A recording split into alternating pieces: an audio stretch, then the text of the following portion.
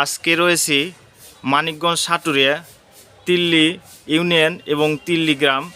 এখানে সাদা কালো রঙের বিশাল আকারের একটি গাভী বিক্রি করা হবে। তো এই গাভীটির যে মালিক রয়েছে তার সঙ্গে আমি একটু কথা বলবো।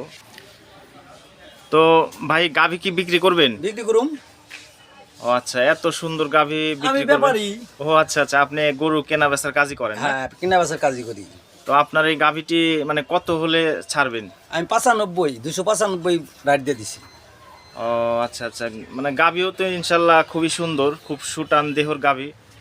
এবং মোটামুটি এই গাভীটির দুধ কয় কেজি করে হবে? মোটামুটি 20-22 লিটার হবে। 20 থেকে 22 লিটার গাভীর এই গাভীটি বিক্রি করা হবে তিল্লি বাজার, মানিকগঞ্জ সাটুরিয়া তিল্লি। তো তিল্লি বাজারে সাহাজ ব্যাপারে উনি গরু কেনা বেচা করেন। তো ওনার এই গাভীটি বিক্রি করা হবে। গাভীটি যদি পছন্দ হয় তাহলে তিল্লি বাজারে সাহাজ ব্যাপারী নামের ওনার বাজারে আসলে নাম বললেই সবাই চিনবে। এবং গাভীটি কিন্তু খুবই সুন্দর এবং খুব সুন্দর ফিটনেস গাভীটির, আপনাদের ভালো করে দেখা দিচ্ছি। আর এই যে গাভীটির মালিক